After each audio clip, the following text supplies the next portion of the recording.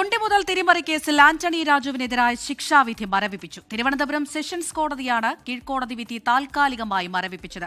ആന്റണി രാജുവിന്റെ അപ്പീൽ കോടതി ഫയലിൽ സ്വീകരിച്ചു. ഷഫീദ് റാവുത്തർ വിവരങ്ങൾ നൽകാനായി ചേരുന്നുണ്ട്. ഷഫീദ്, ഇപ്പോൾ കീഴ്ക്കോടതി വിധി താൽക്കാലികമായി കോടതി മരവിപ്പിച്ചിരിക്കുകയാണ്. അപ്പോൾ അപ്പീൽ ഹർജിയിലുള്ള വാദം അത് എപ്പോൾ ആരംഭിക്കും?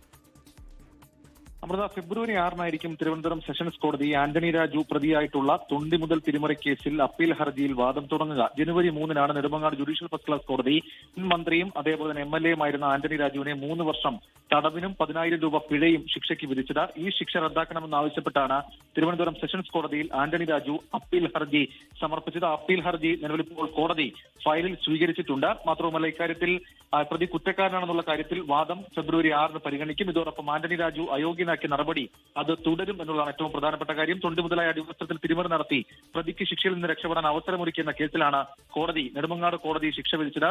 കേസിൽ 2ാം പ്രതിയാണ് ആന്റണി രാജു. 1ാം പ്രതിയും കോടതി ജീവനക്കാരനുമായിരുന്ന ജോസിനും 3 വർഷം തടവ് ശിക്ഷ വിധിച്ചിരുന്നു. അമൃത, പക്ഷേ ഷഫീദ്, നിലവിൽ ഇപ്പോൾ ശിക്ഷാവിധി താൽക്കാലികമായി മരവിപ്പിച്ചു എന്ന് പറയുമ്പോൾ അദ്ദേഹത്തിന് അനുകൂലമായ ഒരു നിലപാട് ഏറ്റവും ഒടുവിൽ ഉണ്ടാകുമെന്ന് കരുതാമോ?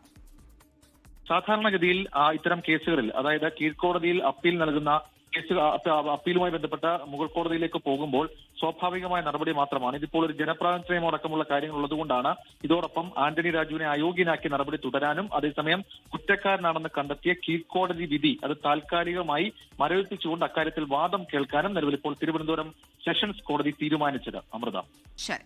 ഷഫീദ് റാവുത്തറാണ് വിവരങ്ങൾ നൽകിയത്. ലോകത്തെവിടെയായാലും ഏത് സമയത്തും 24 വാർത്തകളും ഓഗ്മെന്റഡ് റിയാലിറ്റി പാക്കേജുകളും എക്സ്പ്ലെയിനറുകളും വിശദമായി കാണാൻ ഞങ്ങളുടെ യൂട്യൂബ് ചാനൽ നിങ്ങൾക്ക് സബ്സ്ക്രൈബ് ചെയ്യാം.